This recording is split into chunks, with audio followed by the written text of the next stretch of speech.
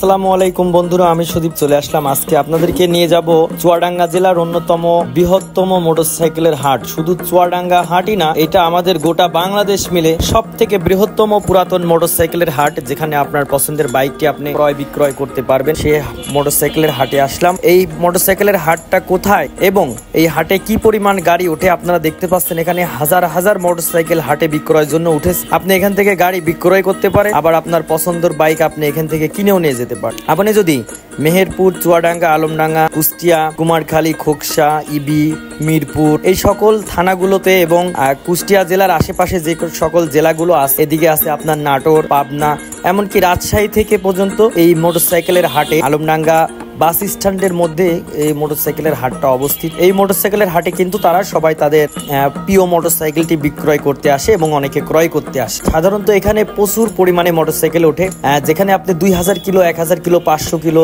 100 kilo এমনও motorcycle আছে যারা সাধারণত দেখা যাচ্ছে শখের বসে একটি গাড়ি কিনেছে, তারা দেখা যাচ্ছে আবার বিদেশে চলে যাবে, এক সপ্তাহ পরে তারা গাড়িটি বিক্রয়। এইরকম অনেক গাড়ি আছে যেগুলা কেবলমাত্র 200 কিলো, 500 কিলো, 250 কিলো চলেছে। এইরকম অনেক মোটরসাইকেল এখানে আছে। আপনি খুব সহজে এই জায়গায় ট্রেন যোগাযোগে আসতে পারবেন, এমনকি মোটরসাইকেল চালাও আসতে পারবেন। এখানে প্রায় হাজার হাজার বাইক এই জায়গাতে আছে। আসলে আমরা বলতে পারি যে এসা আসলে মানুষের একটা ক্রাশ। এখানে কি পরিমাণ মোটরসাইকেল এখানে থাকে। আপনি হাজারটা গাড়ি দেখে এখান থেকে একটা গাড়ি আপনি কিনতে পারবেন। অবশ্য চাইলে আপনারা বেশি দেরি করবেন না, আপনারা এই মোটরসাইকেলের হাটটাতে আসতে পারেন। এই হাটটা শুধুমাত্র সপ্তাহের একটা দিনেই হাটটা বসে, সেটা হচ্ছে সাপ্তাহিক শুক্রবার।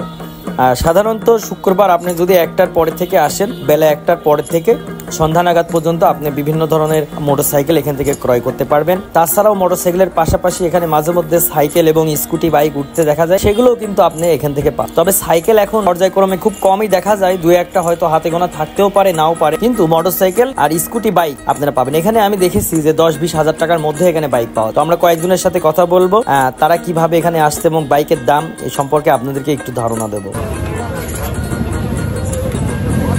ভাই কি অবস্থা ভাই? কত দাম চাচ্ছেন গাড়ি ভাই?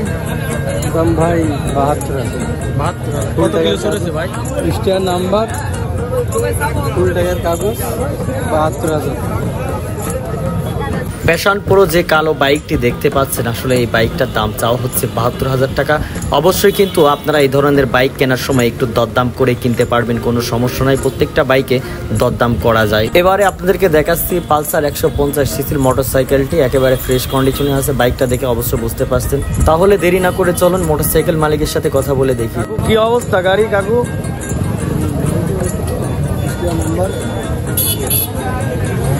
কত কিলো কাকা গাড়ি? কত কিলো চড়েছে গাড়ি? গাড়ি চড়া হয়েছে 40,000।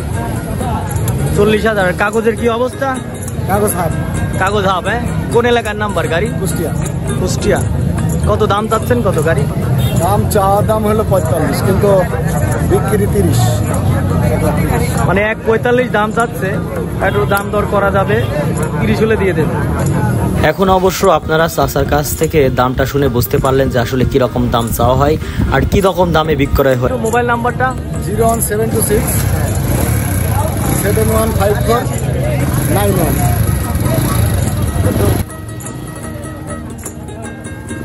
তবে মোটরসাইকেলের হাটে আসার পরে আপনাদেরকে একটি বিষয়ে খুব ভালো মতন লক্ষ্য রাখতে হবে। আপনারা সব সময় চেষ্টা করবেন যে যাতে আপনার মোটরসাইকেল ক্রয় পরে সেটা আপনি সেই জেলার বিআরটি অফিস থেকে আপনার নিজের নামে মালিকানা হস্তান্তর করে নিতে পারেন। কেননা দেখেন, অনেক সময় দেখা যাচ্ছে বিভিন্ন চুরাই গাড়ি এবং চুরাই মোটরসাইকেল কিন্তু ক্রয় বিক্রয় হয়ে যায়। আপনি কোন রকম বুঝতে পারতেছেন না যে গাড়িটা কিরকম, আপনি ওই মালিকের সাথে মোবাইলে কথা বলে, যদি ওখানে যেহেতু সেকেন্ড পার্টি এবং থার্ড পার্টি উপস্থিত থাকে, তাদের মাধ্যম দিয়ে বেশিরভাগ গাড়িগুলো বিক্রয় হয়। যদি সম্ভব হয় আপনারা প্রথম মালিকের কাছ থেকে অথবা যে মালিকটা তার নিজস্ব মোটরসাইকেল খানা বিক্রয় করতে এসেছে সেটা যদি কেনার চেষ্টা করতে পারেন এবং মালিকের হাত থেকে কিনতে পারেন, তাহলে অবশ্যই একটি ভালো গাড়ি আপনি ক্রয় করতে পারবেন। এখানে কিন্তু প্রচুর গাড়ি, মানে প্রত্যেক মুহূর্তে 2 মিনিট 3 মিনিট পর পরে একটা করে মোটরসাইকেল কিন্তু এখানে বিক্রয় হয়। সাধারণত এখানে একেবারে নতুন কন্ডিশনের মোটরসাইকেলও পাবেন। প্রত্যেকটা গাড়ি আপনি চালায় ইঞ্জিনের শব্দ শুনে কত কিলো ছেড়েছে এগুলো দেখে যাচাই বাছাই করে নিতে পারবেন। প্রচুর পরিমাণে লোক এই জায়গায় আসে। সবসময় সাবধান থাকবেন। একটা গাড়ি কেনার সময় আপনি 5টা গাড়ি দেখবেন, তারপরে আপনার যেটা মনে চাইবে, আপনার যেটা সকল দিক থেকে কম পাবেন, আপনি কমফোর্ট মনে করবেন,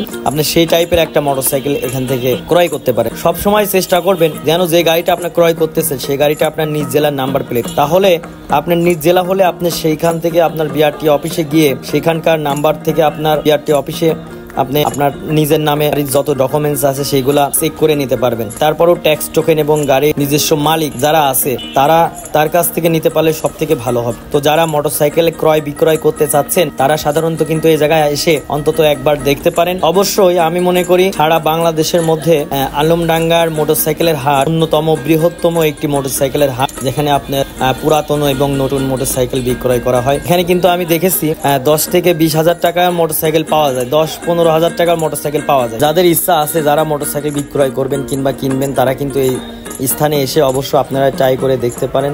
তারপরও আরো বেশ কয়েকটা ব্যাপার আছে, সেই সকল ব্যাপারগুলো তো আপনাদের সজাগ থাকতে হবে। সাধারণত টাকা পয়সা নিয়ে যখন আসবেন তখন বেশি মানুষের সাথে কথা বলবেন না, কেননা টাকা পয়সার ব্যাপারটা সব সময় আপনাদেরকে একটু খেয়াল করে চলতে হবে। তো বন্ধুরা, এরকম আরো অনেক ভিডিও আসবে সামনের দিকে। নেক্সট এপিসোডে আপনাদের সাথে আবার দেখা হবে। সকলে ভালো থাকবেন। আসসালামু আলাইকুম ওয়া রাহমাতুল্লাহ। সর্বশেষ আপনারা একটা বিষয় বলুন যে আসলে কোন মোটরসাইকেলের দাম কি রকম এবং কোনটা আপনারা চান, কত দামের বাজেটের মধ্যে আপনারা কিনতে চান, সে টাইপের সম্ভাব্য কিছু আলোচ্য বিষয় যদি থাকে, এমনকি এই বিষয়গুলো আপনারা আমাকে জানাতে পারেন। আমি নেক্সট ভিডিওতে আবার আপনাদেরকে সেই সকল বিষয়গুলো তুলে ধরার জন্য চেষ্টা করব। তো সবাই ভালো থাকবেন।